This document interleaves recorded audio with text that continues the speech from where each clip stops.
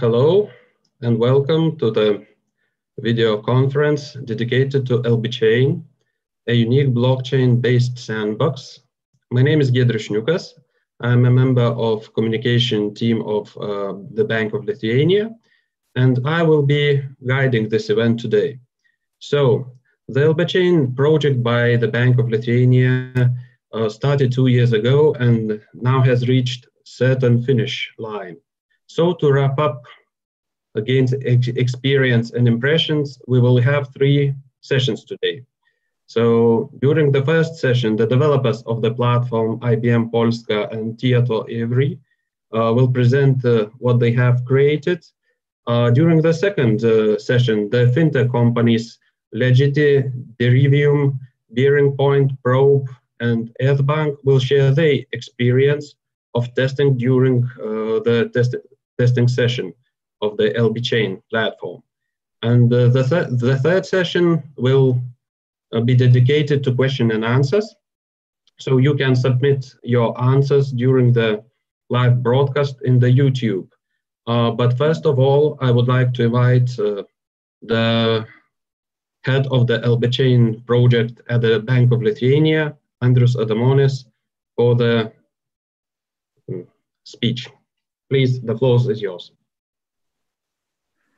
Thank you, Giedrius, for presentation, for inviting to say a few words about LBChain. So, hello everyone, and today I would like to tell you a story about LBChain, from the day it borns to the day we are right now and what we are seeking for the future. So the idea of LBChain born on 2017. Before the LBChain, we had another 2 ideas, how to adopt blockchain technology, blockchain usage to LBChain, to Bank of Lithuania, our project. But in that time, either the blockchain technology was immature to fulfill our needs, or either the idea was missing the value proposition to move from centralized system to distributed. The year 2017 also marked as the year of cryptocurrency and ICO. And this virtual asset and tokenization trend changed and disrupted the financial market from the scratch. And we as a Bank of Lithuania, we are in the center of the financial market in Lithuania. We received a lot of inquiries from various different startups, licensed companies, from newcomers that would like to establish their business here in Lithuania. And we got a lot of questions, and we didn't know a lot of answers to their questions. So that's why we thought that we need to have some safe environment, safe test zone, where we can test the ideas, we can grow our competence by testing them and improve quality of regulation. Also, one of the Banks of Lithuania goal is to create a competitive financial market in the Lithuania. So that's why we established another goal of LBChain to accelerate the development of new solutions in the financial market, new blockchain-based solution in financial market. So these 2 goals laid the ground for LBChain, and then we got the idea, we set the goals, and we moved forward.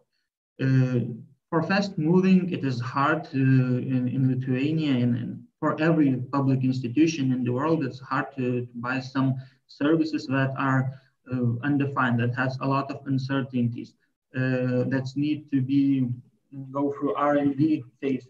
So that's why we chose pre-commercial procurement. It was also innovative way to procure services, R&D services, and pre-commercial procurement is implemented in phases. There are 3 phases and few suppliers competing between each other who moves to the next phase, and they are creating the joint goal. For example, in our case, it was LBChain. So we started pre-commercial procurement on May 2018, and ended on May 2020, so it was full 2 years of working. And what we found during these 2 years, this R&D phase. So on the survey that was made on 2018, through Deloitte, and Deloitte was one of our participants of LBChain. They said that LBChain is unique sandbox type in the world.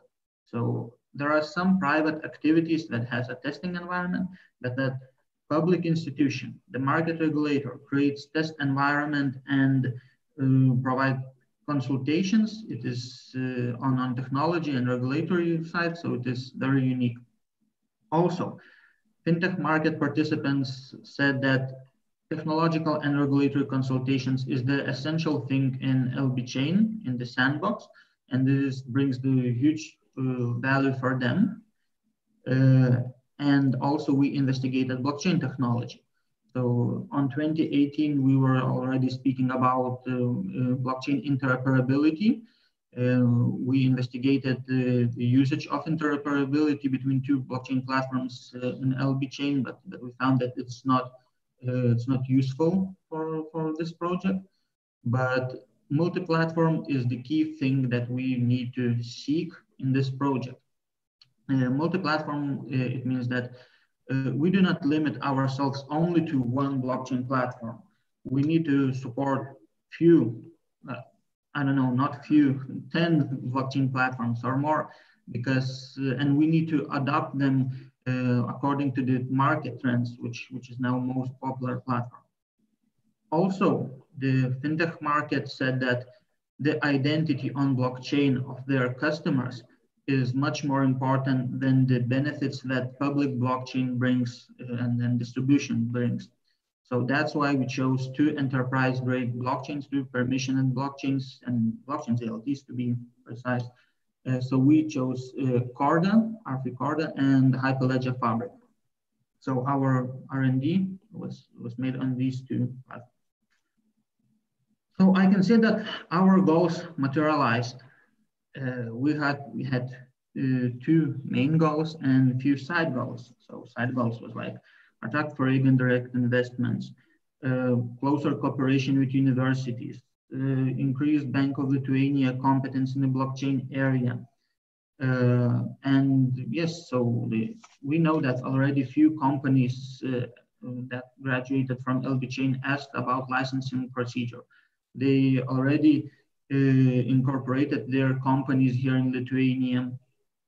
Some companies, they are in negotiation with our supervisory department and speaking about continuing their product development, solving their uncertainties in regulatory sandbox, because in LBChain, we didn't manage to solve everything.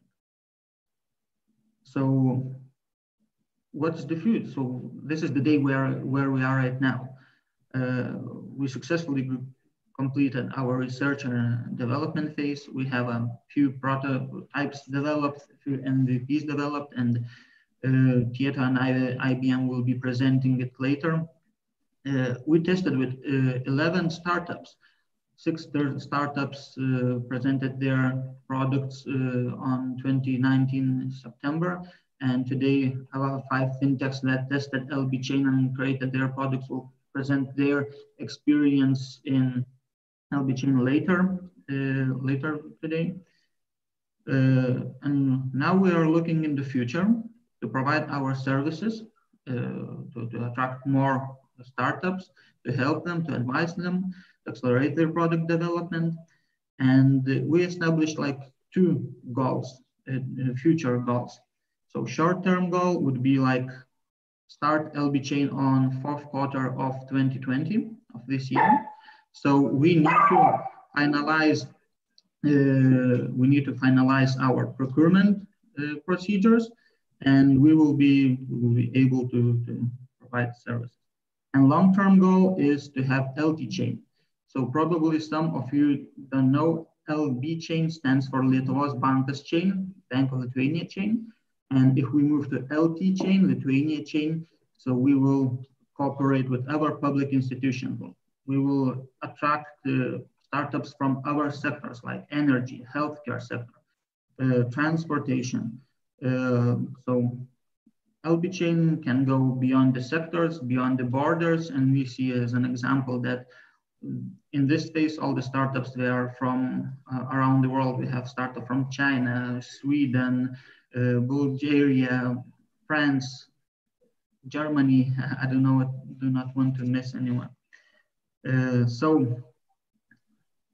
Also, I would like to say thank you all for participating, and thank everyone that dedicated their effort to help the LBChain succeed and to finish the R&D phase. So thank you all. And now I'll give the floor again to Giedrius and for LBChain suppliers to say their word. So thank you, Andrius. And really, now we're going to the developers on the LBChain platform, starting with IBM and Patrick. Please, the floor is yours. Okay, thank you very much. So I will start to share my screen, first of all. Okay. So could you please confirm that the screen is visible? Yes, it's visible. Okay, thank you very much. So my name is Patrick Walaszczyk. I'm a blockchain consultant at IBM, and I was involved since the very beginning into the LBChain project as a business analyst. So I cooperated since the very beginning, as I said, in 2019. And as we are approaching the end of the R&D project of LBChain, I think it is a great opportunity to share what we have achieved throughout entire project and what we can offer to the startups who would like to participate in the next cohorts of the LBChain. So I will go through all the phases to present you our whole story with the LBChain. So long story short, the first phase, which started in 2018,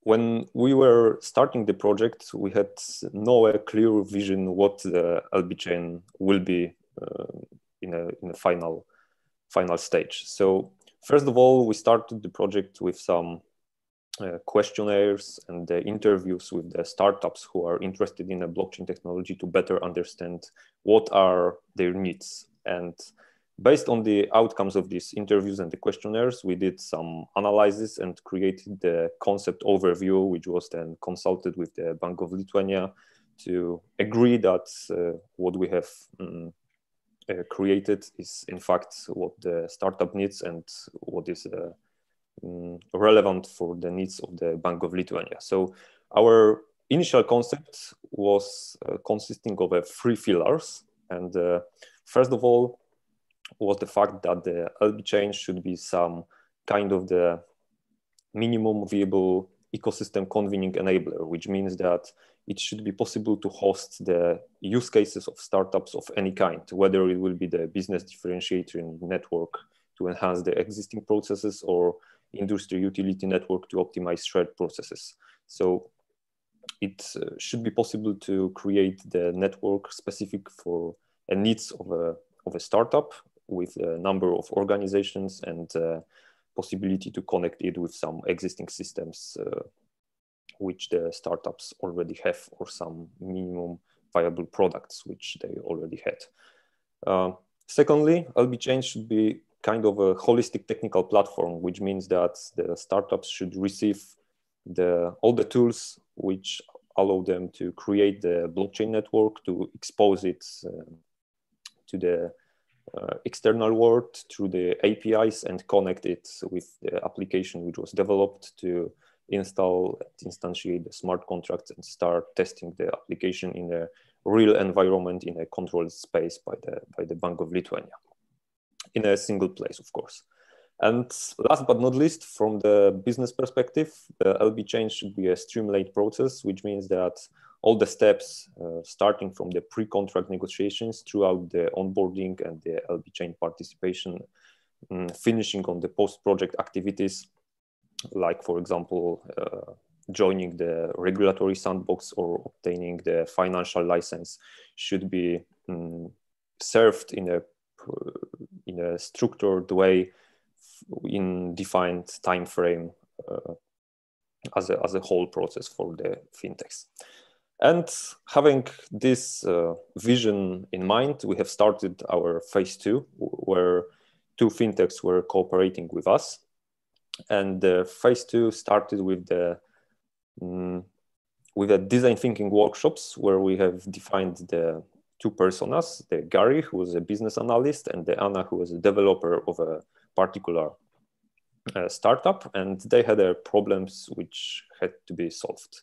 So during the workshops, together with Bank of Lithuania and the startups, we have identified that the Gary, who is a business analyst, should receive some kind of a tool which would allow him to efficiently convert his business requirements into the right technology choices. So the technical staff of his company will receive all the instructions, what has to be done on the technical perspective of the project. And on the other side, we've got the Anna, who is a developer, and together we identified that the developers of the startups should receive a set of tools which would allow them to efficiently create a blockchain network and focus rather on the development of a smart contract and the application, rather than focusing on the environment maintenance itself. And based on the outcomes of the workshops, we have materialized our vision from the first stage of the project, and we decided that the LBChain platform service should be consisting of 2 independent components, independent but complementary components. So there should be a web application which will serve for the business side of the project, and we started to create the web application which can be accessed through the browser and which offers for a fintech set of modules, which are the regulatory self-check. And the regulatory self-check is a tool where a startup goes through a set of questions prepared by a Bank of Lithuania, and they are going to check whether or not some financial regulations are relevant to the solutions which they are going to develop. The LBChain web application also offers the application form where the startups can submit their submission to the next cohort of LBChain project, and throughout this application form, the Bank of Lithuania operator can understand and discover the solution and decide whether or not the specific startup will be qualified to the LBChain. We also prepared a wizard, which is a tool which allow the startup to, as I said before, convert the business requirements into right technology choices. So by going through a set of prepared questions, the startup is receiving the set of instructions with some reference to the tutorials, how to create the specific components in the blockchain network and how to make use of it depending on the number of organization and the use case which was defined and which is going to be deployed into the blockchain network. And also the web application offers a contact form where Bank of Lithuania and the startup can be directly send the messages to them without need to make use any external tools.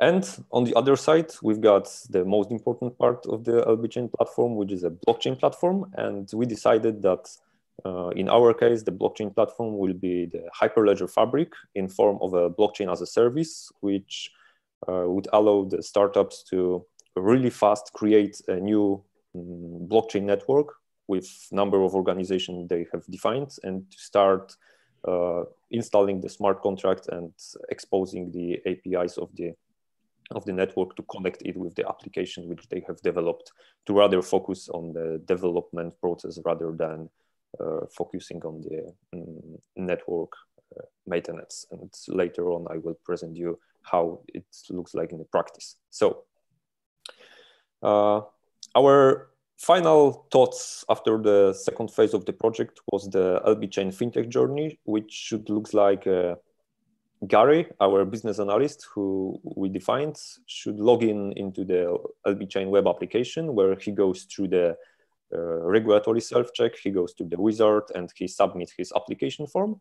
And if the startup submission will be accepted by a Bank of Lithuania steering committee, then they will be joined into the LBChain, and the outcomes created into the LBChain web application will be then transferred to Anna, who is a developer, who logins into our LBChain blockchain platform, where on the blockchain platform she creates a new network, and with the dedicated tool in a Visual Studio Code, she can create a new smart contract, she can create her application, and she can connect the application with the blockchain network and start testing whether or not everything works as it was defined. And also she received an access to some project management and communication tools to efficiently communicate whether with a supplier, so IBM or the Bank of Lithuania, to track the progress of a development process of their solution. And having this process in mind, we have started our phase 3, which is the most important part, where we have a cohort of next fintechs or startups who joined our LBChain platform, and we got already LBChain blockchain platform and almost ready LBChain web application where we were developing some functions yet.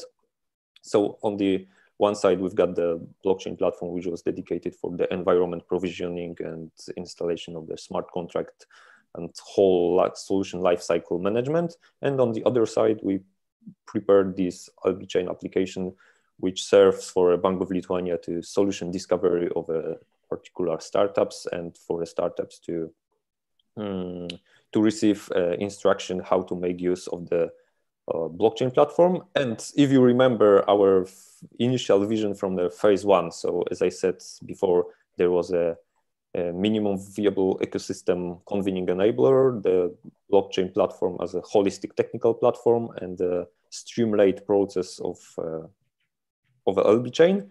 You can see that our final LBChain platform service is consisting and including all these elements which we have initially prepared in the phase 1 of the project. So in reality, we've got our web application and the blockchain platform, and now I would like to show you how in practice these components looks like. So first of all, I will start with the LBChain web application. So as I said before, it is a web application which you can access through your browser, whether from the desktop or a mobile device. So when you are logging in as a startup user, first of all, you have to, of course, create your account. Then if your account is already created, you can log in and start using the components which I described to you before. So by accessing the web application, you have an access to, first of all, regulatory self-check, which, as I said before, you can go to a set of questions prepared by Bank of Lithuania, and when you submit it, you receive some simple information whether or not some of the financial regulations are relevant to the solutions you are going to deploy or not. And of course, there is some reference if some of the regulations are relevant. On the other hand, we've got this application form. Oh, sorry, I filled in it before, but here you have to fill in the details about your company. You have to describe your solution, and then you send the application form to the Bank of Lithuania, where the bank operator, which I will show you in a while, will validate whether or not you are qualified into the next cohort of the LBChain. And we've got the wizard, as I said before. So in the wizard, you are going to answer to some questions regarding your solution from the business perspective. So for example, does your business process involve any untrusted participants? Does your idea require privacy and confidentiality? You are selecting or identifying the network participants or the organizations which will be using your network. You are selecting the role of a specific organization into the network, and you go on. You have to repeat this process several times depending on the number of organizations you have identified. You submit all the answers, and you should receive the set of instructions with the reference to the detailed tutorials how to create a specific network component. So for example, how to create a new peer, how to create a ordering service network or the certificate authority, depending on the requirements which you have identified when answering the questions, and which are specifically relevant to the Hyperledger Fabric, because this is the blockchain protocol on which the blockchain platform is based. So, for example, you are going to the first instruction provided, how to build your own network on a blockchain platform with 2 organizations, and you are receiving a really detailed documentation how you should make use of the blockchain platform and how to create a network consisting of 2 organizations and the ordering service network. When you've got this instruction, you can log in into the blockchain network, and the blockchain network is a dedicated blockchain as a service where you can create all of these components in a really, really streamlined way through the dedicated graphic user interface or the APIs, which are also exposed, so you can automate the process of the deployment. So here I got a short video presenting how, for example, a process of creating new ordering service network looks like. So we've got a graphic user interface with some tabs where you can access your peers, your channels, your smart contracts, all the identities. Here you can see that the 2 certificate authorities were already created, 1 peer was already created, and here you go with creating a new ordering service, for example. So the process is really simple. You just have to name your new component, select whether it will be, for example, 1 or 5 ordering nodes. You are going to the next screen, where you also fill in all the information regarding your specific components. Of course, you have to follow the instructions which are prepared for you from the wizard, and you are adding a new service to your network. And when it will be ready, it will be exposed that the new component was created and its status is pending. It's going to be deployed soon. So you are able to create the entire network in a matter of 2, maybe 3 hours, without any specific knowledge about the protocol you are going to use. So you don't have to focus on creating a network through your terminal, the CLI. You can rather focus on the development of your specific application. And that's what the LBChain web application and the LBChain blockchain platform together serves for the startups and the Bank of Lithuania. And what is the specific IBM role in the whole process? So we are serving as a technical advisory. So we can divide our responsibilities to 2 categories. First of all, we serve platform assistance. So we are helping startups with all the issues related to the blockchain platform. So if something is not working, if they cannot install some components, they cannot manage installation of a smart contract or any other specific issue related to a blockchain, we are there to solve this problem as fast as possible to let them continue the development process. And on the other side, we serve the education for the LBChain. So we are organizing the workshops. We are providing some smart contract best practices and the code patterns which are specifically relevant for blockchain solutions. So we are trying to give the best knowledge to the startups, so their solution will be as efficient as possible from the perspective of a blockchain. And that's basically the role of the IBM in whole process beyond, of course, hosting the blockchain platform and the web application. And throughout these 3 phases, we got the opportunity to cooperate with 4 fintechs. In the phase 2, there was 2 of them, and in the phase 3, also 2 of them, which was Legit and Probe. And the feedback which we received from all of the companies about our services and the products were quite positive. And I hope in today's further sessions, Legit and Probe will confirm that they are rather happy with services and the blockchain platform which they used. And I hope so they will be using it further in their development process.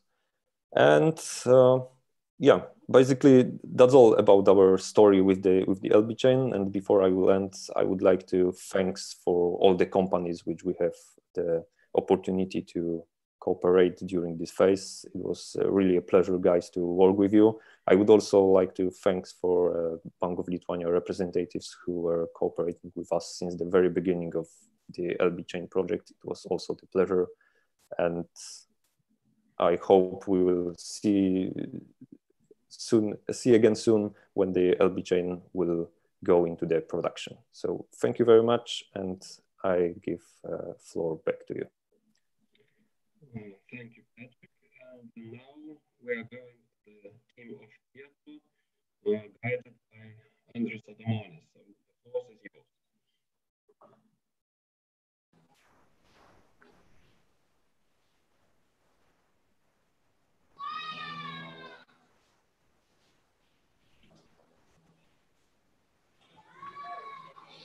Hello, so I guess I will start the presentation. We have split the presentation between 3 persons, so I will be the one starting with Tieto every presentation. My name is Paulius Tarbūnas. I was working on this project with the Tieto team. So to start with, and Andrius, please help me to switch the slides. To start with, first of all, you know, when we reflected on the whole project, I think nobody has imagined from the very beginning how interesting and how complex this project will become.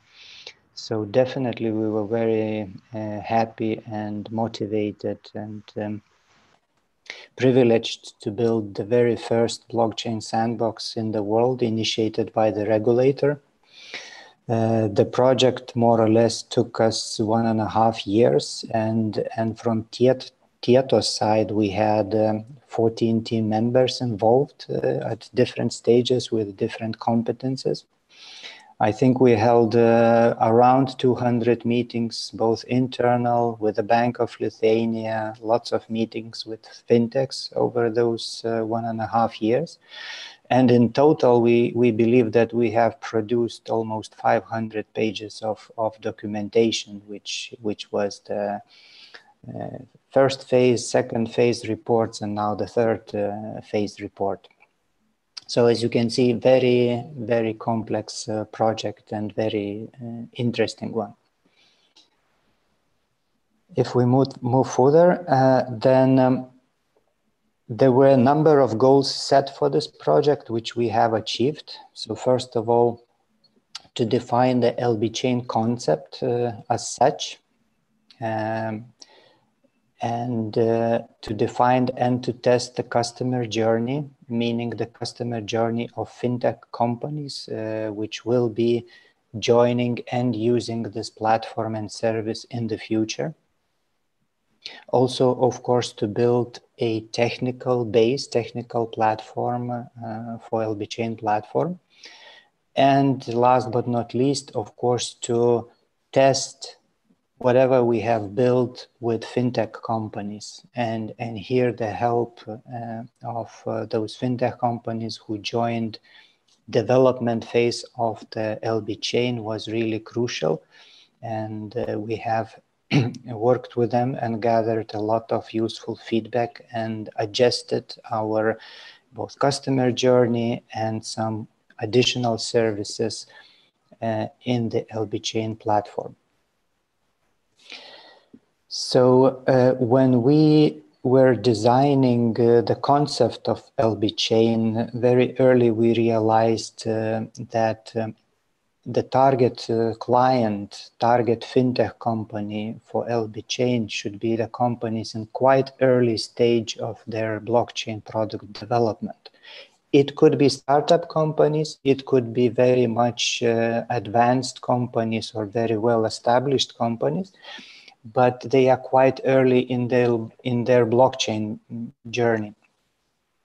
And the way we were building the concept was, of course, to bring value for the participants, for fintechs, so that they could really feel motivated and interested to join the platform. Also, we were trying to build this concept and platform in a flexible way so that it would not be too much tied to particular blockchain platform, maybe, despite the fact that we chose to work with Corda. And also we tried to build the platform in a very cost-efficient way, which would be cost-efficient for both Bank of Lithuania to run and also for fintech companies to participate. Our concept, the way we built the whole platform, consists of a number of things. So first of all, we realized that smooth customer journey for the fintech is critical to be successful. So we spent quite a lot of effort and time on understanding the customer journey of fintech company, designing the journey based on the personas, and also building a custom-made application which manages not only the onboarding process into the LBChain, but also the whole project management, communication with the Bank of Lithuania or with platform supplier, and so on. Second big part, which was crucial, was of course consultations and participation as such of the Bank of Lithuania, because fintechs see a lot of value in being able to talk with the Bank of Lithuania directly. And last but not least, of course, the technology part. So as I mentioned, Corda was chosen for this blockchain platform, but also we have built and custom build basically services which were particularly designed for LBChain. And we will talk about that later, but to mention those examples, so first of all is the management console, which allows fintech companies to onboard into the platform, to submit their application, to see their application process, to communicate with the Bank of Lithuania or the platform supplier, to follow the project steps, to leave the feedback, to interact with testers, and so on. And another part which we will talk about was quite a bit later in the project, we decided to build a custom prototyping tool which would allow some less advanced, maybe fintech companies who do not have vast resources of blockchain developers to build applications without actually coding applications. So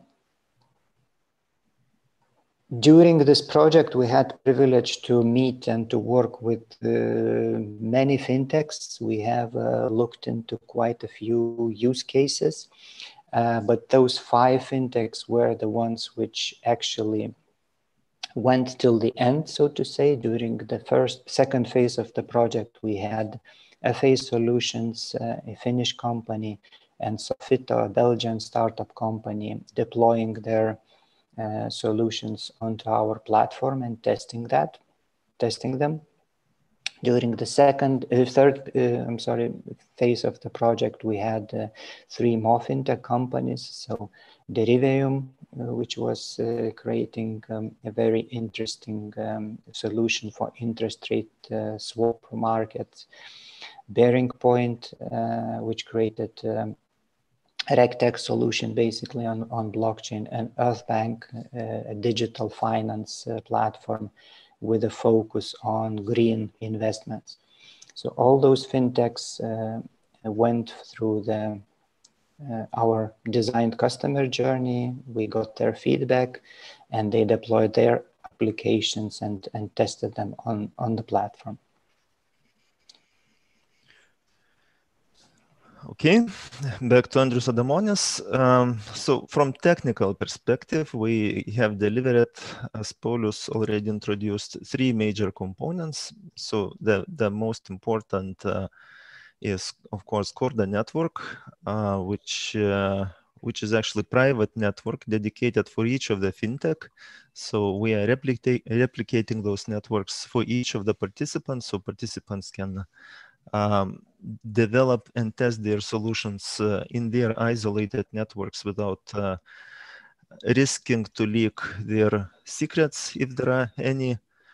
And we provision that network in the beginning of participants' journey once we agree on the requirements. And we are using Corda distributed ledger technology platform by company R3, and also what we found that Cordite application, smart contract application, was necessary or needed for almost all fintechs because it provides very useful primitives for financial solution development or building. Of course, those networks can be exposed to external internet, and that can be used to integrate the network with application servers, which further on provide a nice user interface for fintech solutions. We are running our infrastructure on Microsoft Azure, so it is also cloud-based installation. And then other 2 parts is management console, which is used solely for participants onboarding communication, and also third major delivery is prototyping tool, and we will introduce those 2 components shortly.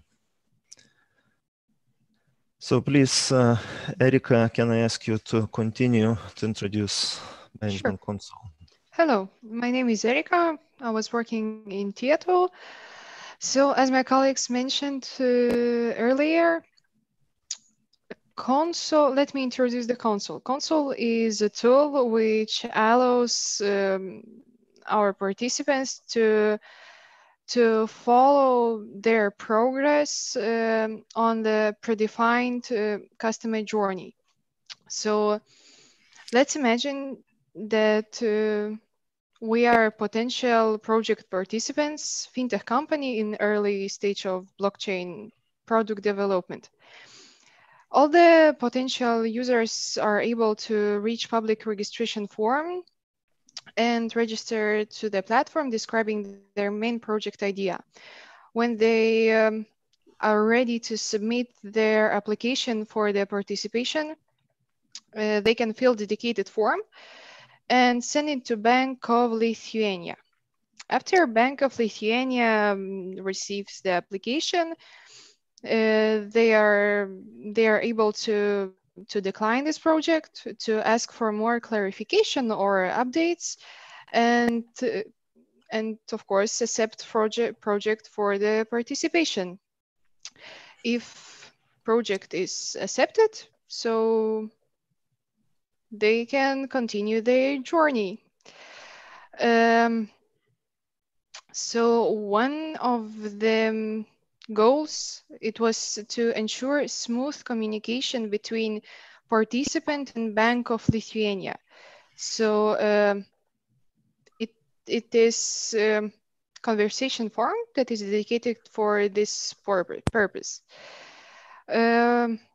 Users can assign different conversation categories, so different consultants can provide input on the selected topic.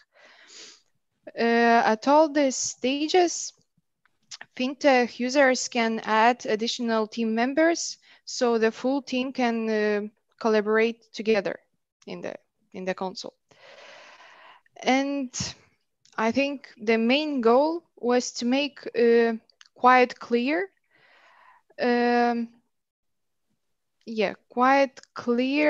for all the sides, quite understandable user journey and visible participant progress. So as you can see, we can see the activity list, and on the progress bar, we can see the main points of full user journey that was predefined in the first stage. So if we will going from the registration, so if project was accepted, then it's going onboarding plan, like to agree the development plan, to get ready for the developing and sign the agreement. And then project can go to development part. Sorry. Yeah. And if, for example, project selects to test their product with potential test users, they can also invite them. And after developing, they can test their product. And after testing is completed, they can finalize it all by demo. And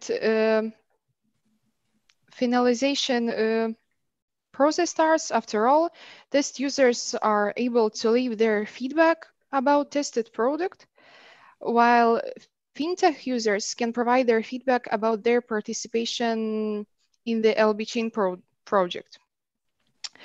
And after feedback was submitted, all the project information is archived and user journey comes to the end. I think it's the main user journey that is defined in the console. But of course, there is much more work going also out it. So I think, Andres, you can take the stage. Thank you.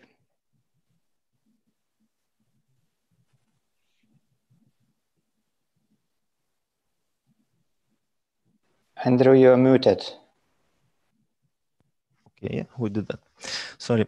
So if we build management console as a central tool for communication between all the participants and sort of as a central hub for all communication between Fintech users and all representatives of the Bank of Lithuania, as an additional tool, we have built, as we call, prototyping tool to make it easier for the Fintech to explore use case which they are going to develop. So we took the challenge that we wanted to provide a tool that allows easy prototyping of the use case of Fintech without development, because we found that development of smart contracts is not an easy task and usually requires a lot of effort and training, so to say. So when looking into different solutions built by Fintechs, we found a repeating pattern that most of them decided to use Cordate application, which is actually a small accounting application implemented as a Cord application, and just developing some specific business rules relevant to their solutions. So we said, why cannot this be generalized and made into generic application, which does not require custom development? So we built a simple scenario that when Fintech wants to prototype their use case, they should follow those 3 steps. That first of all, they need to define use case, which means that they need to define actors, scenarios, operations, and operations in the sense how money flows between different accounts which are owned by different actors. And that accounting model is technically definition of that use case scenario in accounting terms. So kind of what accounts are used, what transfers can be made between those accounts, and what business rules shall be applied. And all this is built in core application, which has user interface on top of that application. And then the third step would be to configure those actions by different actors and configure user interface forms to represent use case of the Fintech. For example, this is one of the screenshots of the applications which we developed ourselves, not developed actually, which we prototyped ourselves when testing our prototyping tool. So this is quite simple use case scenario, and on the screen you can see functions of one of the roles in that application, resolver's role, which has quite many functions which allow resolver to perform his actions in this scenario, which is in our case we developed some simple credit insurance use case. And actually, core application as a backend, it serves to keep the balances of the accounts and keep track of contracts, and user interface forms. They can be configured according as needed for the particular scenario. And those forms or form templates which we have delivered, they actually invoke core application backend, so all the transactions finally end up on the blockchain. Few more examples of forms which are already customized for that sample use case. So you can see that the form says create insurance agreement, although underneath it is actually create account API invoked, and the new account which represents that insurance agreement is created. Or another form which is actually transfer encumbrance form. And this is money transfer from one account to another, plus setting those specific business rules which govern how use case is implemented. And we have built different types of restrictions which can be used as a business rules when setting up this use case. And particularly, we found that time restrictions, receiver restrictions, and also transfer requirement restriction, which can be used as a e-signature or as a voting tool, are badly needed or are needed. And basically, we have built those business rules in our core application, and that means that Fintech can configure any combination of those business rules when setting up their use case. What we found, what is the value of such solution, that actually we found that it is possible to construct and test Fintech use case very early in ideation phase, and actually you don't need core developers. And this prototyping of a use case, it is rather fast. Once you define your use case, when you kind of prepare that accounting model, which requires some thinking actually and some drawing, as you saw on my previous slide. Once you're done with modeling, then prototyping in our tool is fast as breeze. Actually, I think we managed to build our one of applications in 1 day, sort of 1 day.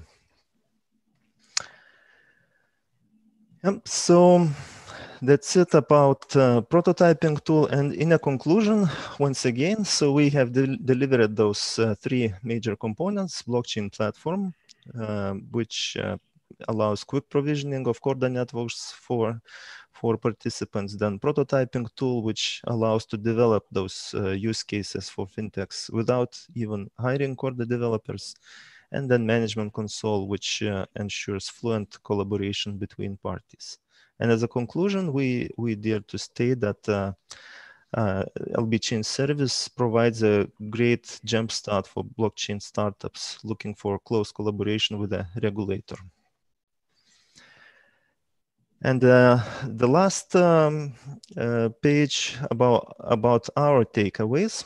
So first of all, thanks a lot to our partners, both participants, Fintech participants in the second and third stage, and thanks for a great collaboration and feedback on our deliverables when developing their deliverables. And of course, thanks to a team from Bank of Lithuania for extensive feedback on our work as well.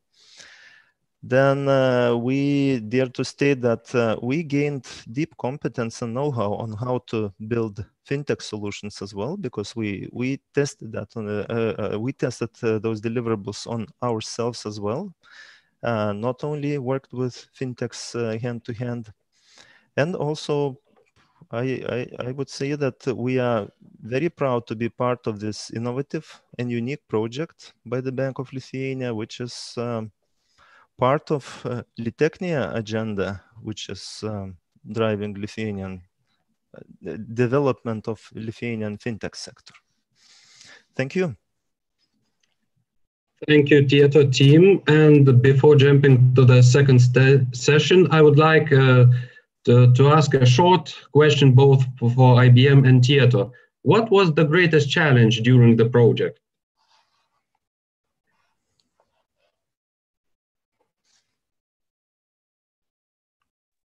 So, but maybe I will start if you don't. Yes, please. Can I? Okay.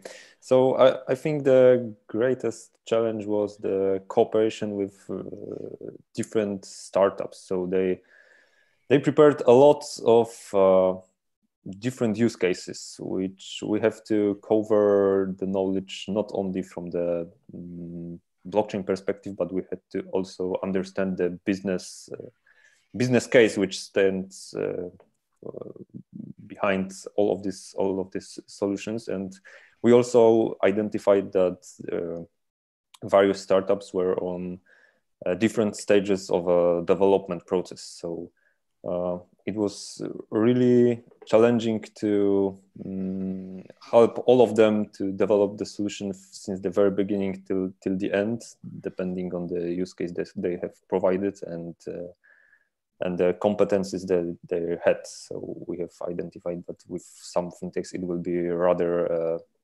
easy process, with some other it would be more complex, and we have also faced some first of a kind problems when we were deploying the solutions on our blockchain platform. So it was also some kind of a battle test for us, because some issues which appeared during the cooperation with startups were not recognized before by us or by our colleagues who were also using this blockchain platform. So I think the most challenging was the fact that we were trying to understand what can be done on our blockchain platform and what issues can appear during the development process.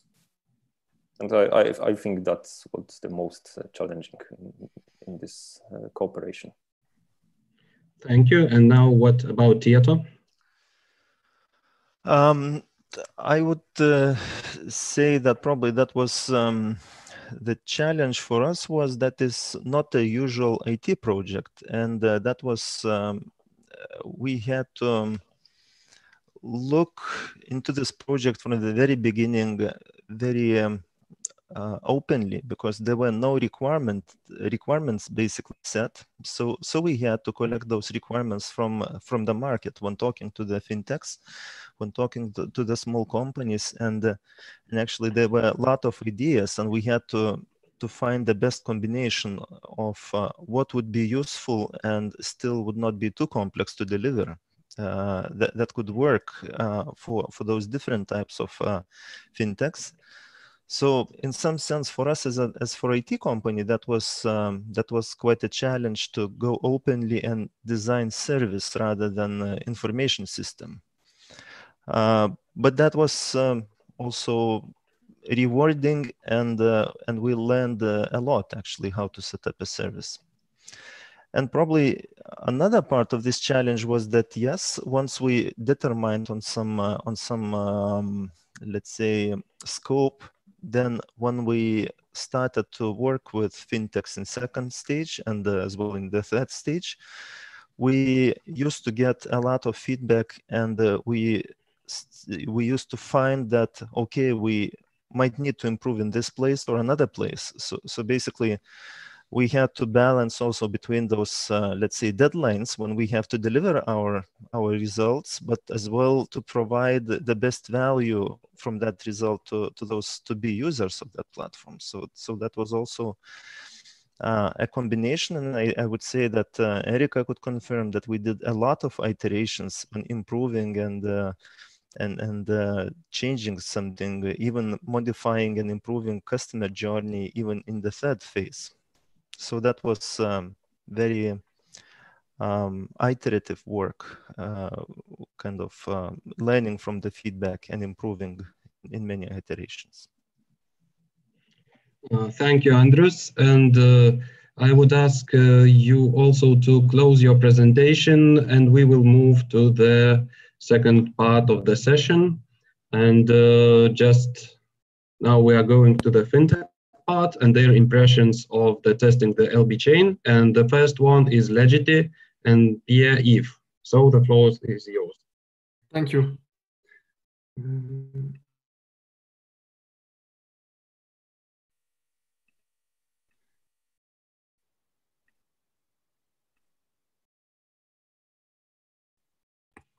Can you see my presentation? Yes, we now can see it. Okay, thank you. Hello, everyone. My name is Pierre-Yves. I'm the founder of Legity. And today I'm with Tanguy, our expert, blockchain expert. So to start, Legity is a fintech company working on the use of distributed ledger technology for the representation and the exchange of financial assets. Combining with digital banking, we aim to launch a digital private banking platform in order to redefine the way we address wealth management services. Our platform includes 3 modules: a regulatory and KYC AML module, a distribution platform of financial products, and a digital banking services. Moreover, improving the settlement system for unlisted assets is mandatory to democratize investment in the real economy and to provide a broader range of investment opportunity to investors. And that's the reason why our infrastructure, and more precisely our distribution platform of financial products, integrates a DLT-based solution for the management of share register. And we are using this technology to bring security, traceability, and real-time record keeping for unlisted assets. At the end, it reduces the amount of reconciliation, errors, and parallel processing. And it also can simplify external audit. In doing so, the liquidity windows, so the main problem for unlisted assets, so the liquidity windows applied to unlisted assets through a secondary OTC market increase in proportion to the growth of the customer network. And therefore, investors who are not willing to lock their fund for 5 to 10 years today, now they are able to invest in private equity, private debt, or real estate, this kind of assets that do not provide liquidity so far. More globally, Legity is built on 2 pillars: innovation and impact investing.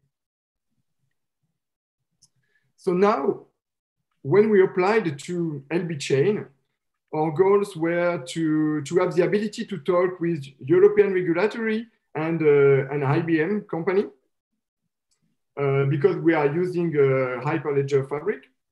And thanks to the collaboration with Bank of Lithuania and IBM, LBChain allows us to share and upgrade our tech development, our infrastructure, and also to answer our legal and compliance thoughts. We also validated that we used, the best practices for our DLT architecture. And from our humble point of view, it was an unique opportunity that contributed to answering several question marks that we had on the tech side, but also on the regulatory side. So during LBChain Sandbox, we achieved a great success because our first product is almost ready. I mean, our tokenization platform and DLT-based share register will be in a beta test soon. And our goal is to make unlisted assets more accessible by answering two pain points with fractional ownerships and the secondary OTC market. So now I give the floor to Tanguy, who will do a high-level demo of our DLT infrastructure. Thank you, Pierre. I'm just going to need you to stop sharing your screen. Sure. So hi, everyone. I'm going to show you a quick demonstration of the platform we've been able to build in this few months collaborating with LBChain. What I'm going to show you today is the investment process. So you should now be able to see my screen, if anyone can confirm. Yes. Wonderful. So this is a user account that I created. I already ran through the KYC process because it's rather intensive process and want to be rather straightforward in this demonstration. But the idea is that now my user who has went through this KYC process is now presented with a list of security tokens that he can now invest in. So I'm definitely going to invest in this Titanic coin whose value obviously will never sink.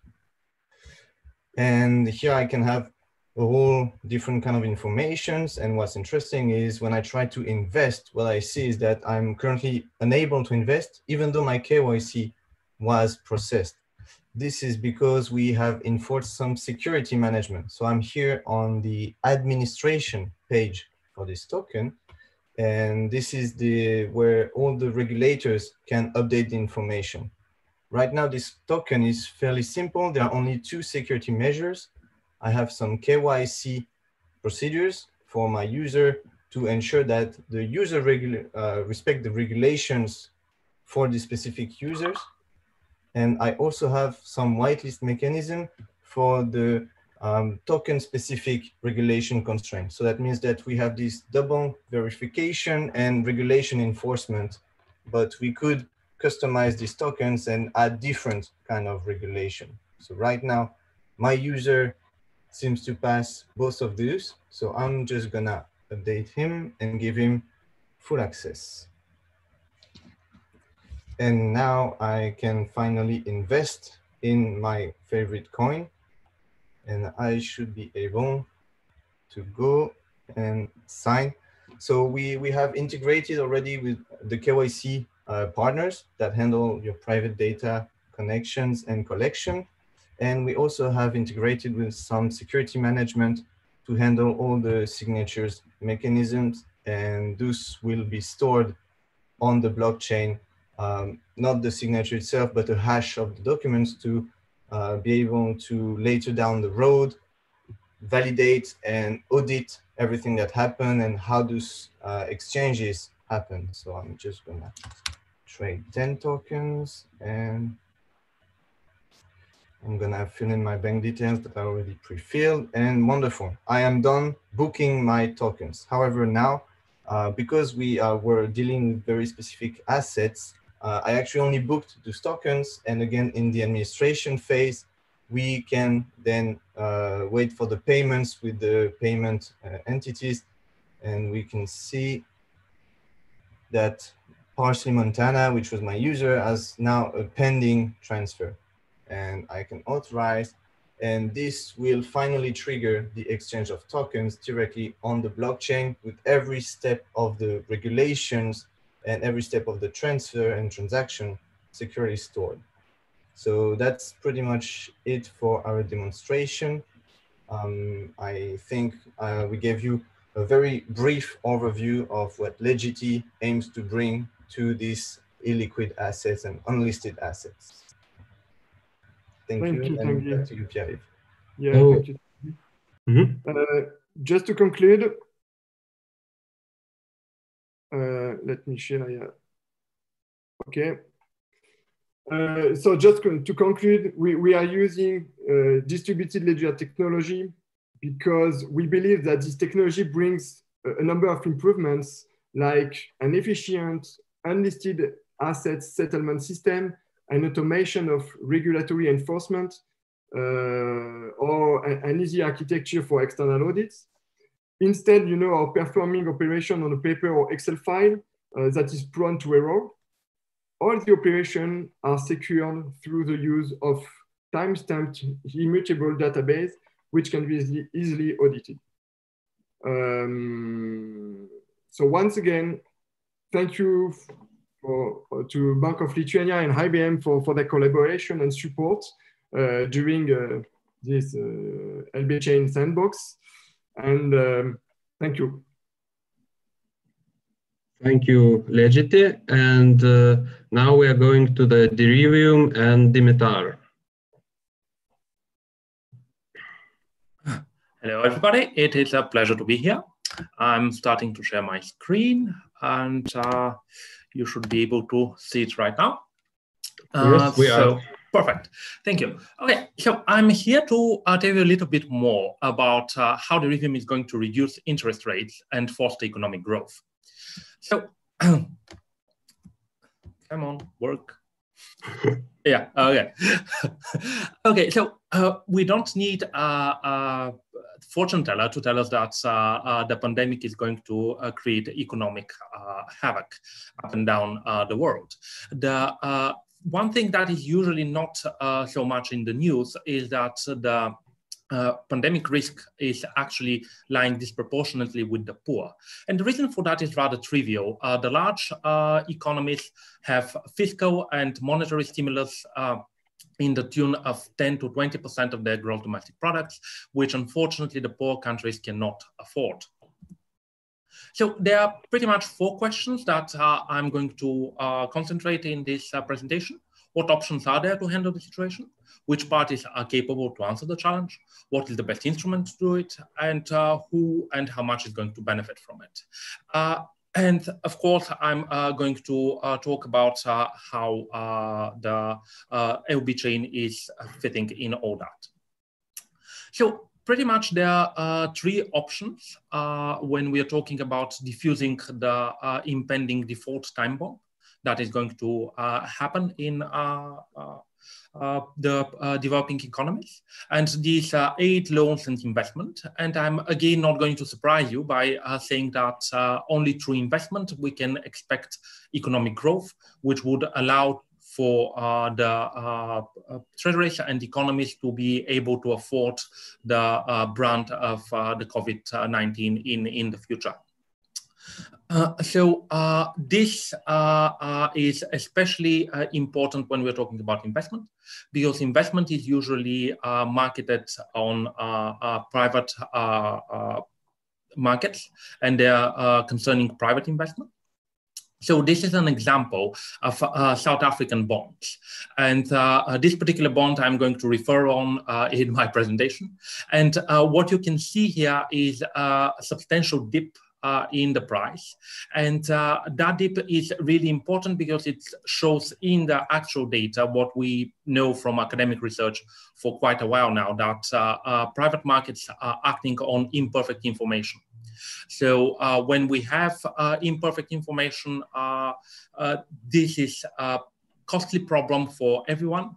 And the problem with information is that those who are best suited to make the risk assessment, those in the countries actually being involved, in South Africa in our case, are pretty much frozen out of the risk sharing market due to the suspicion that they will go down with the ship with a sovereign default.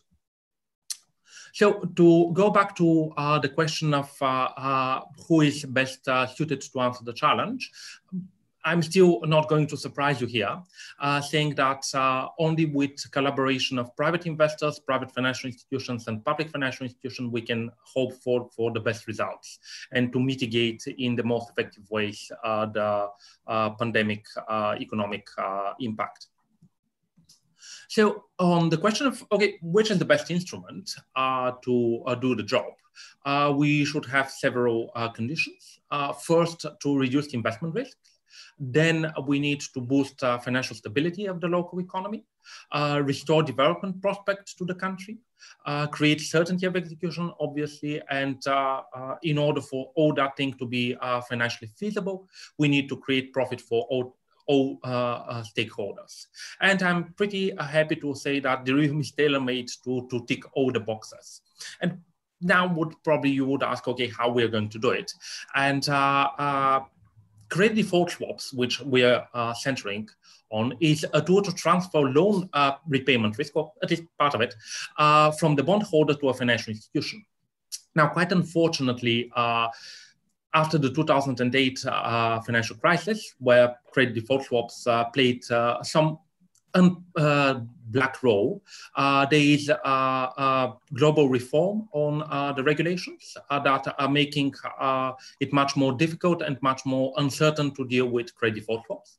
But the review is here to make credit default swaps good again. And what we are creating is a whole new asset class that is suitable for credit default swaps collateral. And from this very lingo slide, I hope you will get three things. The first one is that we have self-executability of a smart contract, which creates certainty. Now, if somebody is backed by the Derivium, no matter if there is a war, if there is a hurricane, if there is natural disaster or human disaster, they'll get paid, which is something much more than every other asset classes can claim. Secondly, we are changing the fractional reserves of the current CDS collateral to a full reserve situation, which is, of course, making it a little bit more expensive, but on the other hand, is putting the financial risk under control because the exposure is now fully reserved. Thirdly, we are creating a competitive advantage for South African banks, if we're talking about South African bonds, that are uniquely positioned to judge the risk of their sovereign going bust, and that can actually now get into the market and be able to compete with large banks and large financial institutions such as JP Morgan. Now, I want to give quite a credit to the wonderful LBChain team and their really brilliant program. And I want to especially thank the three Andreases I've worked with, who were really inspirational. And what we did in the LBChain is quite a lot of work. In 6 months, we did what we would have done otherwise in 2 years. And I want to thank everyone involved, everyone who helped us be introduced to Coda, create the use case, consult us on the post-MVP situation, the regulatory impact assessment, the methodology, and the regulatory simulation, which were key for understanding what's of the market, and of course, for creating our minimum viable product. I'm going to put a very quick video on part of what we are doing. Of course, we can create a personal introduction or personal settings for anyone who would be interested. But pretty much what our MVP creates is a customer journey, and you can see how it works on in the back end on Coda. And what our MVP can do is really create some very specific and complicated problem and turn it into a very easy and friendly looking interface in the front end. And I have just over a minute left, so let's get to the interesting part, pretty much the benefits of the economy that is going to be created, and let's talk about money. So this is the bond I was talking about. This is South African bond. It is about 2 billion. And we can see in the data what would happen if it's backed with derivative and without derivative. The first issue is, of course, the price the sovereign is paying in times of uncertainty. It is higher than otherwise, which is not a big surprise, but it's still data-driven. What is more important is how the money are distributed with derivative. So we, if there is no derivative, we have a large amount of money that is going overseas and never to be seen again in South Africa. If we're talking about a derivative-backed product, the risk the investors is taking is much lower, actually almost none, and they're getting much less payouts to go overseas. And what we have is a large amount of money that is staying in the financial system of South Africa, and that is helping later on South Africa grow and betters its fiscal position and its credit position. So we can see that the social benefits for South Africa in this case would be almost 100 million per year, which is a very substantial amount of money that creates a win-win-win situation for everybody. So my time is up. I wanted to thank you again, and it was a real pleasure to be working with LBChain and with all the wonderful people we've worked. Thank you. Thank you, Derivium and Dimitar. And now we are moving to the Bearing Point and Daniel and Rai. The floor is yours. Hello, thank you very much. Let me quickly share the slides.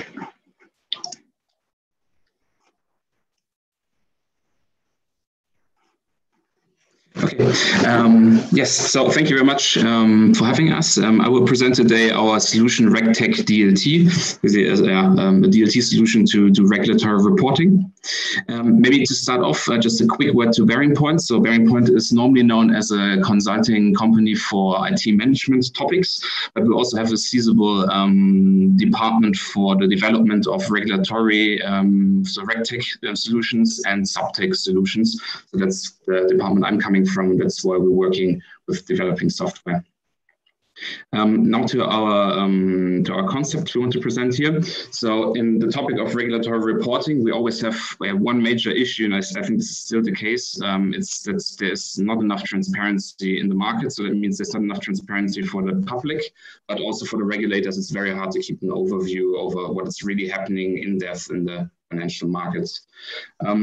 This is accompanied by some trends. So we have one trend that regulatory reporting gets more and more digitized. We have also rising expectations from society. So society expects less crisis and maybe better work of managing financial crisis. And the counterpart of this is a high cost of regulation. So there's a lot of new regulation, a lot of costs that this is triggering. And to keep this slide short, in the end, what we are saying is with the current technology that is in use, this is not the most efficient and also not the most powerful way how to do regulatory reporting and how to do financial market regulation. When we heard about the topic of distributed ledger technology or blockchain technology, we saw there are a couple of elements, I'd say, that are very interesting to regulatory reporting. One of them is the immutability, there's transparency, there's the global source of trust, and what we found especially interesting, the programmability due to smart contracts. We were looking at regulatory reporting from one perspective first. So this is the aggregated reporting, which is normally happening. So that means you don't see every transaction that is happening, but you see aggregated data, which means, for example, there's a credit risk exposure of €1 billion against retail kind of counterparties. This is the old setup, I would say, and you normally report this every couple of weeks or months. What we're seeing, new regulation that is coming up is moving in another direction. So one of the first ones here was transaction reporting, where you really report granular data sets, every transaction, high quality data, timely data, and especially inter-entity match data. And especially inter-entity matching was a thing we think is not easily possible without using a DLT. So this really triggered us to have a closer look at the direction. Maybe to give you a quick background on transaction reporting, what is this? This was triggered by the financial crisis, I'd say. So what the regulators wanted to have is really an overview what single transactions are happening in certain critical markets. So this is mostly concerning derivative markets, money markets, and repo markets. So we have a lot of overlapping frameworks here, MiFIR, EMIR, MMSR, SFTR, and a lot of events that are recorded double or triple under different formats, and it's quite hard for the institutions to serve this. And that's one of the biggest problems here, which we found is the matching of these transactions. So let's imagine here's counterparty 1, counterparty 2 is 2 banks, and they want to trade an interest rate swap with each other. So what they have to do is, after they conclude this trade, they have to report it to a repository, basically a private company which keeps track of all the records. And this repository then has to match the parts, both sides of the transaction that were reported to them. And this only works in 80% of the cases. So 20% of these trades have to be manually altered in order to match, because there's maybe a book value is not fitting, maybe the timestamp is not fitting, maybe the identifier number is not fitting. And if you have this over 2 repositories, which is also possible, so let's say counterparty 1 and counterparty 3, when we did the study, it was like two years ago, I think this was almost only 20% of the trades matched. So it means 80% of the trades will have to be manually altered to fit. And you can imagine with the big institutions that will be millions of trades that are concerned by this. Here you can see, just to sum it up quickly, that the regulators are also not happy with data quality and see there's an issue. And what they can also do is, since these frameworks are in place for a couple of years, but now the regulators really have the IT behind it, and they have learned how it works to see how much is wrong, and they really start to fine in big amounts. So there's big tens of millions of euros of fines they're giving out. Many regulators around the world see this as a problem. So this is also something that is putting a lot of pressure on financial institutions. And we thought maybe DLT could be helpful here, as I mentioned earlier. So we thought about like a long-term vision. So we thought about a world where every kind of financial transaction is happening on blockchain or different blockchains that are working together. So where for the banks, the companies, the private persons. And we imagined you can do any kind of financial product on this network. So remittances, SFTs, loans, and so on. In this world, does it still make sense to do regulatory reporting on this aggregated basis we have now with the monthly, weekly reporting? Does it still make sense to do this manual matching of data? And we conclude probably not, because what you could do is, additionally to the business content in the smart contracts, why don't you add the regulatory content right into the platform and into the smart contracts that execute the trade? And then you can give access to the regulator to this data, and you would have a perfect set of data, which is granular, high quality, basically happening live. And we thought, well, this sounds like a nice idea, but could this really work? And what we did then is we built a platform where we have 3 banks, and this platform is basically able to trade an interest rate swap, which was nothing new. What was new is that we took all the logic we have in our regulatory reporting solutions for this case, for transaction reporting here, for email reporting, and incorporated this into the smart contract. And we could prove that you can do basically all validations, all checks, all this matching directly in the smart contract without any manual intervention. And these trades basically report themselves automatically as soon as they happen. And then the regulator can get access either as a node or maybe as via a push mechanism if the regulator wouldn't like to be a node.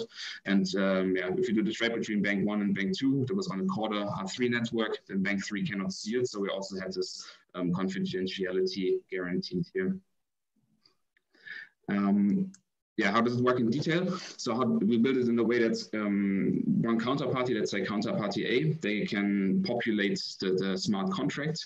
There's a lot of cross checks in the smart contract already to see if all the data is matching, if things are making sense, if all the verifications are done, which the regulator requires. As soon as it works, counterparty A can sign it with their private key, publish it to the market. Let's say counterparty B wants to accept this trade. They would double check the entries, would then also sign with their private key if everything works. If everything checks out, all the validations check out and the smart contract executes, get pushed to the notary. The notary verifies additional things like timestamping and the signatures of the counterparties, and then the trades gets published to counterparty A, B, and the regulator in a way. So this is the core of how the system works here. What does this bring to us? So I think what this brings to the regulators, you would have fully granular data. So every transaction, you have it in high quality because all quality checks can be done automatically. You have live data, so the trade is not there after 24 hours like it's today, or maybe after 6 weeks. It's there immediately as soon as the trade happens, potentially. They're inter-entity matched, so you know that the trades sites reported by A and B are exactly complementary to one another, which is very hard to achieve in the current system. You have a consistent data model and logic. This would be also a great base layer to open APIs for other technologies. So AI would love this kind of data, which is perfectly sorted and in high quality. We thought about interactions that could be done via smart contracts. So the regulator could maybe interact with them directly. So set certain interest rate caps, for example. And in the end, we think this is not only suitable for transaction reporting, but in the end, for all regulatory reporting. It's just in transaction reporting, it's directly visible what improvement this is bringing. And other reportings, it's more hidden in the aggregated data, but the same problems persist here. Skip to this. Maybe quickly to what we're looking for. What we're looking for is basically to implement this with partners. So would be great for us to do it with financial institutions together with a regulator for a certain financial instrument. So for us, LBChain was a great chance to try it out with a regulator on a regulatory platform first to have a look at it. I think we learned a lot also how to migrate it from an internal to an external environment. We learned a lot, maybe also how to explain the idea again and how we can maybe improve upon the idea. And yes, in the end, I would say it's very recommendable to participate. It was definitely a great experience for us. And I want to thank the Bank of Lithuania very much for it again, and also Tieto very much for their support during the time. And yeah, it was a very good experience for us. For transformation scenario, I don't think I have time for that anymore. We were very happy to show this to interested parties and to showcase also the prototype in more detail. And please get in contact if this is interesting to you. And yeah, with this, I would like to thank you very much for your attention. Thank you very much, Bearing Point. And now we are going to Probe and Peter. Thank you. Hopefully everyone can see me and hear me well. So first of all, thank you very much for having us. It's a great honor for us to participate in this event and also to speak next to such awesome fintech projects. So we're very happy to be here. So my name is Peter and I'm representing the projekto project today. And projekto is basically your all-in-one on-chain listings platform. So let's look at the problem first. So I probably don't need to remind you of the ICO craze of 2017. So back then when people realized that you can actually issue digital tokens to raise capital and do this initial token offering, initial coin offering. A lot of people were doing that. A lot of money was invested, but it turned out there was a lot of scams because the whole space was unregulated. More recently, so after this bad experience generally, more recently, the new concept of STOs emerged, which stands for security token offering. So this is a more regulated, more well-defined way to raise capital through digital tokens, through digital security tokens. But the problem is it's still very challenging to do this as a company. So there are two kinds of challenges. One is technical and the other one is regulatory. So on the technical side, of course, if you don't have the technical expertise, it's challenging to choose the right platform. So how do you want to do the STO? It's challenging to write the smart contract, and the whole process is generally very error prone. On the regulatory side, regulation is still generally unclear or unexplicit. So I think the EU is doing quite well, and Lithuania especially is doing very well. So the Bank of Lithuania has issued some guidelines of how to do STOs and how existing regulations apply. But generally it's a risk factor for companies because it's challenging to stay compliant. On a different side, on the user or small investor side, I think for small investors, it's still challenging to invest in other markets. As an example, I have as EU citizens, small investors, it's hard to invest in Chinese tech companies. So these are the two main challenges that we'd like to address. And the solution is the Probe Exchange. So Probe Exchange is a multinational digital securities issuance and trading platform. It is based on blockchain technology and operates with an EU compliant financial license. We are committed to helping global companies achieve safe, reliable, fast, and low cost one-click STO listing. So what does it mean in practice? So first of all, as I said, the whole technical and regulatory onboarding is a very complicated process. What we want to do here is to make the whole process streamlined and automated so that each company can walk through a step-by-step process and at the end, manage to issue security tokens on our platform. It works on top of Hyperledger Fabric. So we have a Fabric network with all the interested stakeholders participating. So that means that the whole token issuance project or process it can be monitored and is transparent. Users or investors can simply deposit euro on the system, receive a euro token, and they can use this token to trade security tokens, to buy and sell tokens. And finally, because we use Hyperledger Fabric, because we're based on a blockchain platform, we can invite regulators, we can invite government representatives to transparently monitor compliance on the whole process. So you can see that for us, blockchain is a crucial ingredient to make the whole process transparent and to monitor compliance. So for companies who want to be listed on our platform, we have a streamlined multi-step process. It starts by the company acquiring a digital or an electronic license in the country of the STO. So if you want to raise capital in Lithuania, you need to have a registered company in Lithuania. After this, we can have the company actually create a digital equity contract, which is a smart contract deployed on our Hyperledger Fabric platform. So this smart contract specifies all the attributes of the STO, the number of tokens, token price, etc. In the next step, to stay compliant, different sizes of STOs need to comply with different regulations or different requirements. So for instance, if you want to do a big STO that would be above 8 million euro value, then you need to submit a prospectus document and business plan and all other documents. So this whole process is clearly understandable on our platform, and it's a step-by-step kind of filling a form kind of project for the company.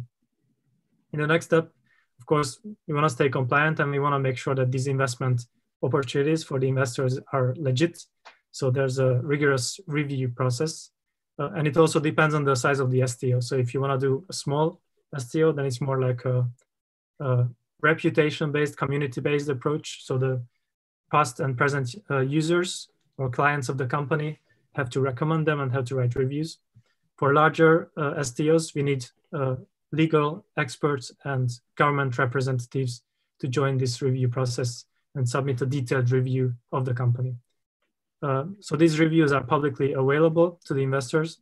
And once the company has received all the necessary approvals, then it can be listed on our platform and users can start trading. So that is basically the overview of this listing process. At the end of this process, we generate a lot of documents. Probably the most interesting one is the smart contract, which is an actual smart contract deployed on Hyperledger Fabric, which specified, as I mentioned, all the details of the STO, the token symbol, the number of issued tokens, etc. And this is publicly available for everyone to check.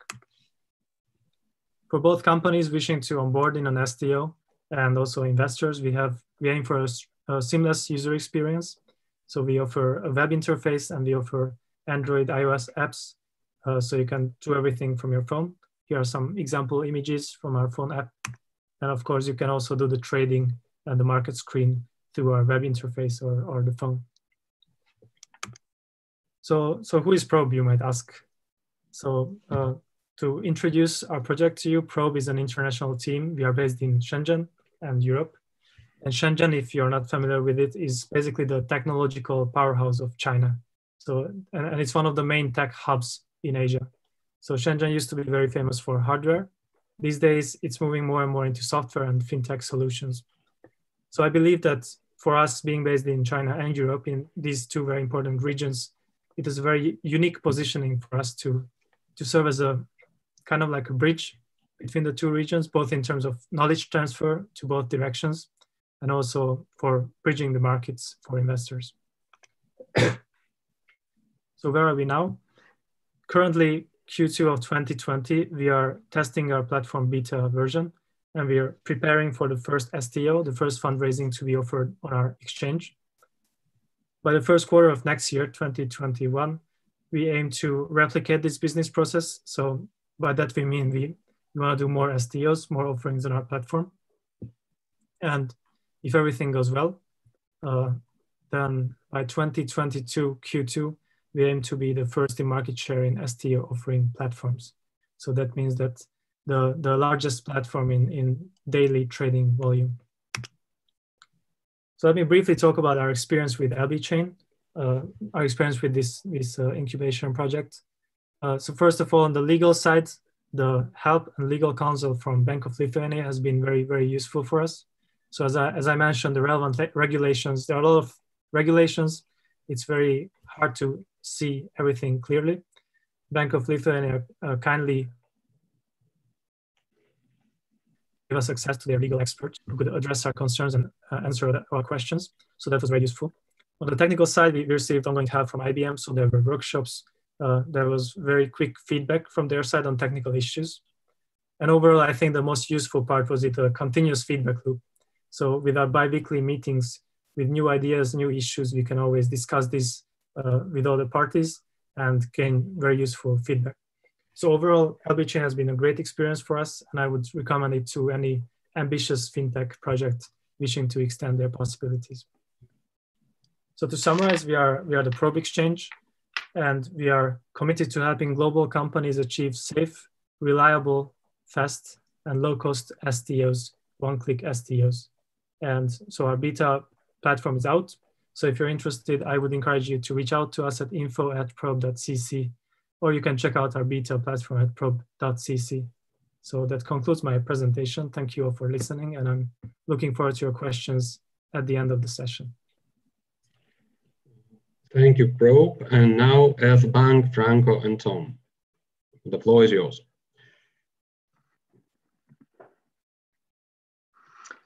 Hello. Thank you very much for having us today on the LBChain graduation day. I'm Tom, the CEO of Bank, and let me begin sharing my screen.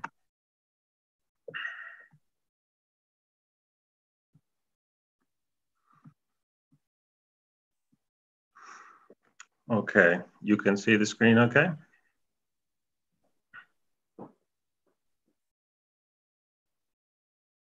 Yes, we can see the screen. Great. Okay, so Bank, we will be Europe's first European-wide green digital banking and investment platform. And we are very happy to have been in the LBChain blockchain fintech sandbox because it's allowed us to do a lot of innovation. So at Bank, you can connect all of your bank accounts. We encourage our users to save cash and the planet with genuinely Earth-positive banking and investment. Users can connect all of their bank accounts inside the Earthbank platform. So that's all bank accounts, cards, and that's 2,500 banks around the world that we can connect to through open banking APIs. What we do is we automatically offset all of the carbon associated with all of the bank accounts and cards. That's what makes us an Earth-positive platform. People can manage their money effortlessly, doing personal finance management applications as well. We have a broad selection of investments, whether regenerative agriculture, green technology, renewable energy, and people can then buy stocks, bonds, and funds within the platform. In 2019, we launched the Grow Bond, which earned a 6% API yield, and we have 23,000 active daily users in Earthbank India. So let me go now into the deck. Okay, so as I was saying, we're very happy to have participated in the LBChain Blockchain Fintech Sandbox with the Central Bank of Lithuania. It's been a very beneficial process working. We've accessed services from Tito, and we've been working with R3 Corda, Cordite, and also on our own time also worked on IBM Hyperledger. So what is green digital banking investment? As I mentioned, people can manage their accounts, invest, and trade. So I will do a demonstration of our platform shortly. The opportunity, the planet needs trillions of dollars to flow into ecosystem regeneration and sustainable assets. And we know that 72% of millennials want to support green products and investments. In fact, that was 5 years ago. Now with the rise of greatest generation, in fact, we think it's much higher. And there's not enough people addressing those needs, not enough banks addressing those needs. Investors are seeking green and regenerative investments, and there's so many segments of underserved borrowers that need access to lower cost capital. Those are all of the opportunities and problems that we are solving at Earthbank. For example, we have 23,000 active daily borrowers in the Earthbank India platform already. We've grown extremely fast with our business model. We've blanked out some of the details on here for customer privacy. But this is our administration dashboard of where we manage our loan book of 23,000 borrowers. What have we done on LBChain? What we have done is we've been able to demonstrate the issuance of accounts on LBChain. We've demonstrated the issue of bonds, funds, and equities on LBChain. Users can trade the digital assets on chain and list in secondary markets with their ISIN number. There's automated reporting and returns can be paid out to digital bank accounts. So when we graduate out of this blockchain fintech sandbox, we will be looking to use these other more broadly adopted blockchains, whether it's R3 Corda, Hyperledger, and we're also working on creating our own Earthbank payment networks, which I'll go into in a moment.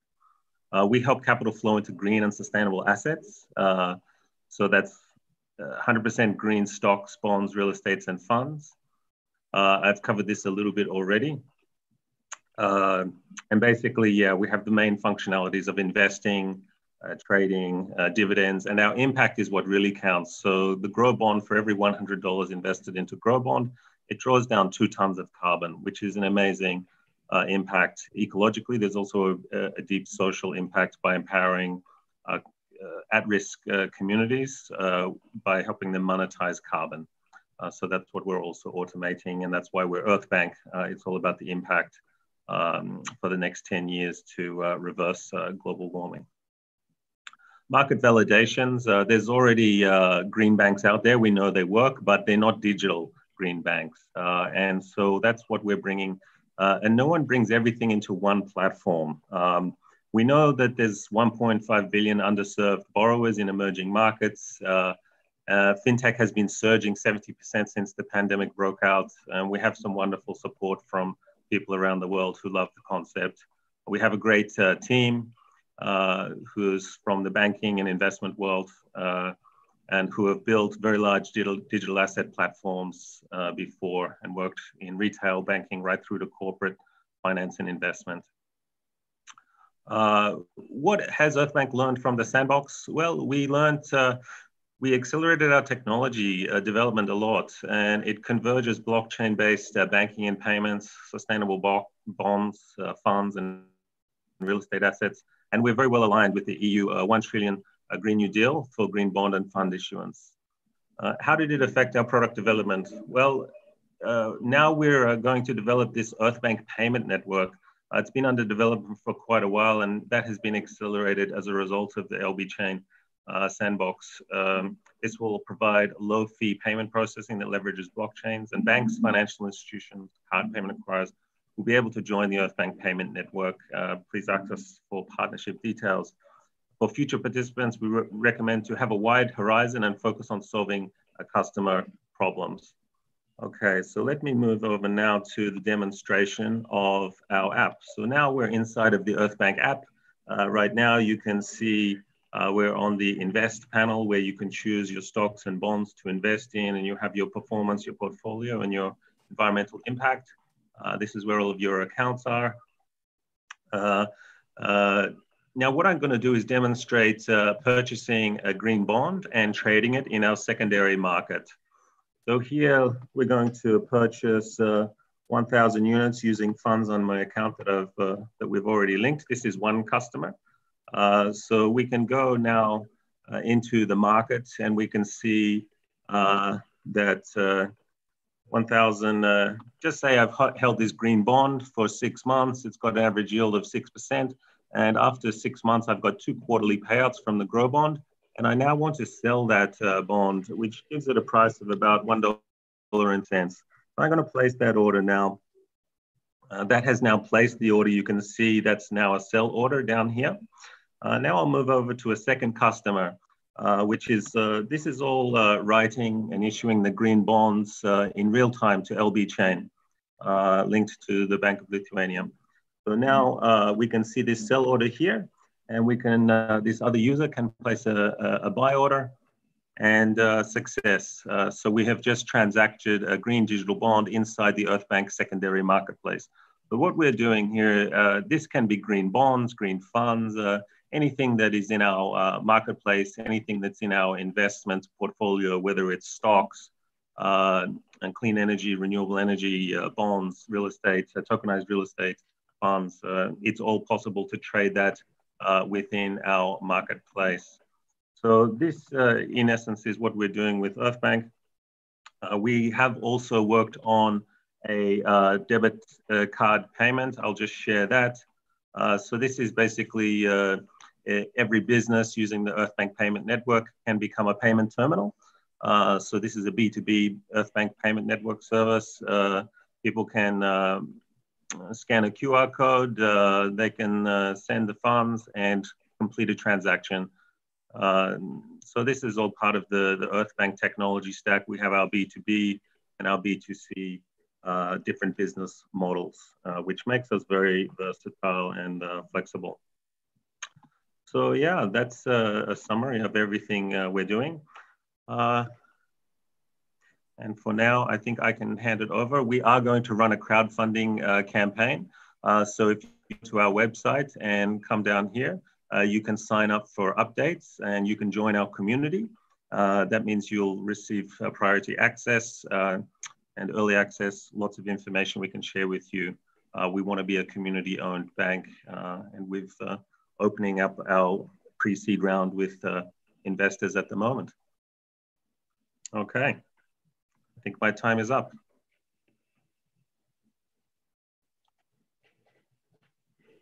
So thank you. And with this, the end of this presentation, the second session is also over. So we can now move to the question and answer session. We received several questions in the last several minutes. So, but I want to start from another question. So the LBChain has two options. It's a Hyperledger and Corda. So it would be interesting if the fintechs could share their views why they have chosen one or another option. So the floor is yours.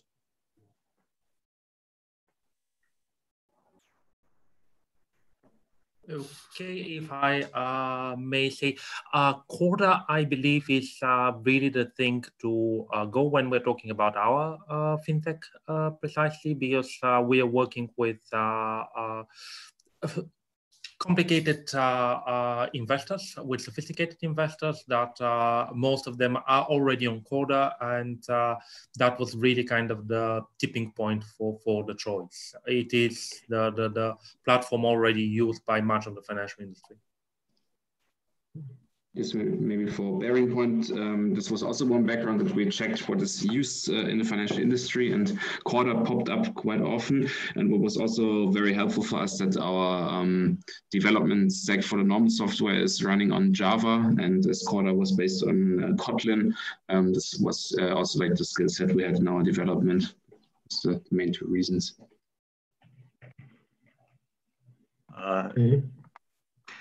Yes, we looked at R3 Corda, Cordite, and Hyperledger. We think they all have their benefits. We've been using Corda and Cordite because it's very flexible for our use case right now. We're definitely open to using Hyperledger in the future as well, and we have experimented with it.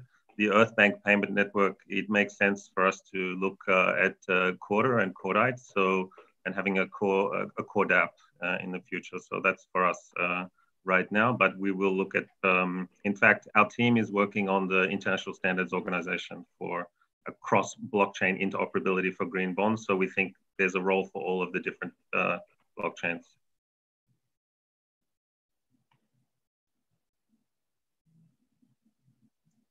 So anybody else? Yeah, it's Legiti speaking. Mm-hmm. On our side, we choose a Hyperledger Fabric due to the Hyperledger community globally, and the support of IBM, and also because our team is more familiar with the Hyperledger than Corda.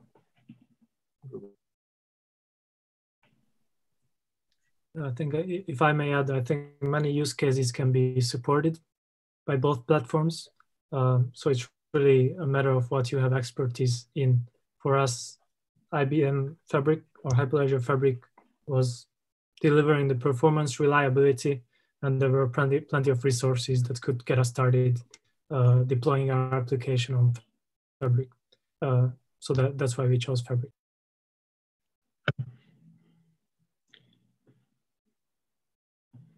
So, okay, thanks. And just one question for the developers, for IBM and Tieto.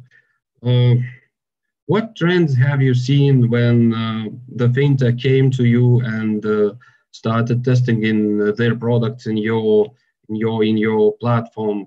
What lessons could be gained, or what, let's say, future trends for your business could be unveiled or predicted?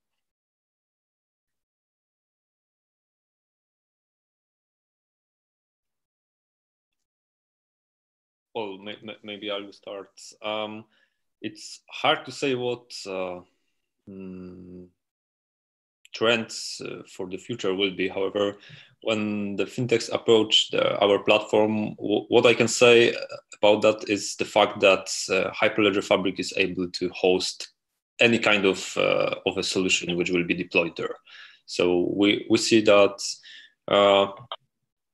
Yeah, with the startups which we cooperated during the LBChain, all of the use cases were focused around the financial use cases, but it is also suitable to go with other solutions beyond the financial sector, like supply chain, for example. So if we are talking about the LBChain and what Andrews mentioned in the beginning of our meeting about the LBChain going into LTChain, so to host other sort of use cases, we think that this trend is visible beyond the LBChain, that more and more companies outside the financial sector are also looking for blockchain-based solutions. So that's the overall trend about the blockchain. What I can say, that it is going beyond the financial sector. today. And this trend is visible for us.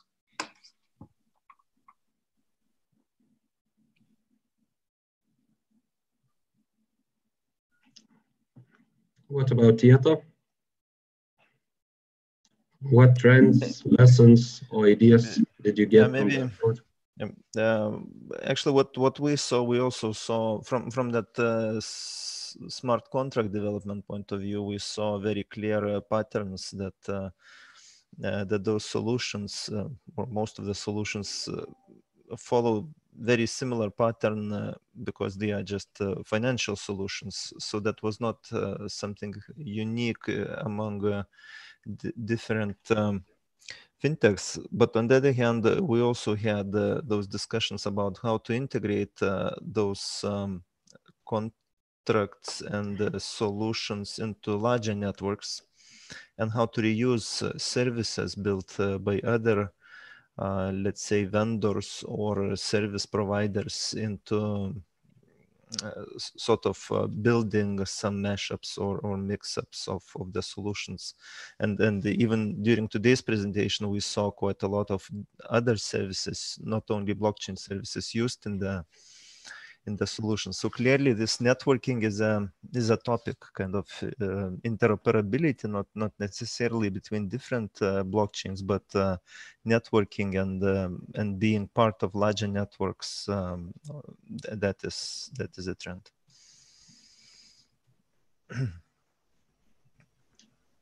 Yes. Okay, thank you. So we are now going to the questions on the YouTube. So first one is for the Probe. Who are the lead investors in Probe? So as for the lead investors in Probe, currently we mainly operate on private investment and the founders of the project, but we're already in talks with some institutions to grow our product. I think that would be the short answer. Thank you. Another question is for Legiti. Is it possible to do a financial transaction 100% settled on a DLT? Yes, it's possible as soon as you represent, the money, so euro, dollar, whatever, on the DLT. But it doesn't mean that I want to highlight the fact that we do not talk about stablecoin like Libra, the project of Facebook, that can be used worldwide. We just talking about the representation of euro on our DLT infrastructure on the closed environment dedicated to investment. And we have a great example last week. The French bank Société Générale released the first issuance of bonds settled with central bank digital currency with the collaboration with Banque de France. And this operation was operated only on DLT system settlement. So yes, it's possible. Thank you. So, and speaking now, several questions to the Earth Bank. So first of them two is how does Earth Bank's impact strategy stand out from the green banking and investment world at this time? Sure. Yeah, the impact strategy at the moment is to create the two-sided marketplace. So at the moment, for example, we have 23,000 users inside of our Earth Bank India platform. They are borrowers who previously were borrowing at 36%, and we managed to reduce the cost of capital by 75%. And so using blockchain-based payments, we think we can reduce some other fees as well. Now, on the other side, in mature markets, grow bond investors are able to finance those borrowers. But when we work with those 23,000 borrowers, in fact, what we help them do is to monetize any carbon that is around them. And that's what makes Earth Bank so different and so unique, that not only are we a bank for financial transactions and banking, we're also a bank for carbon. and other forms of value. Carbon is considered a commodity these days. So we help people monetize the carbon around them. And so if you have access to a vast mangrove forest, like our 23,000 users in India do, we're helping them monetize that, which is equivalent about to 3 years worth of salary for them. So we're combining green bonds and finance to work with communities, and then we monetize the carbon, and that helps them essentially 3 years of salary. It's like a mini pension fund for them. So it's deeply impactful, and that's what makes it a green bond. Okay, thank you. So basically you answered then the second question as well. So if any of the participants want to add anything to your presentations, you are welcome now. If not, I would ask Andrius Adamonis from the Bank of Lithuania to say the farewell words.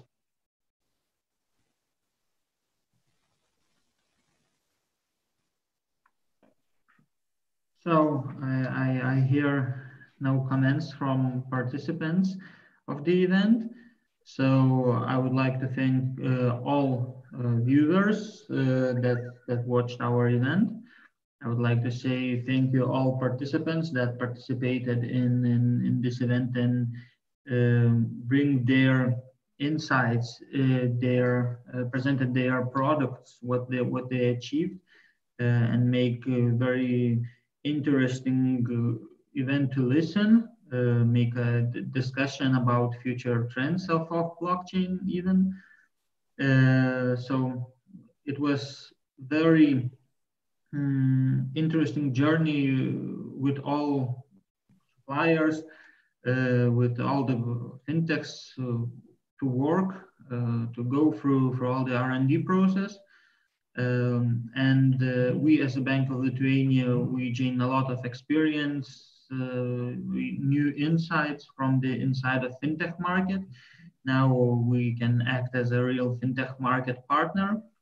Also, we gain a lot of knowledge from suppliers, and we will continue our work. I hope that this is not the last meeting that we will meet in the face of LBChain.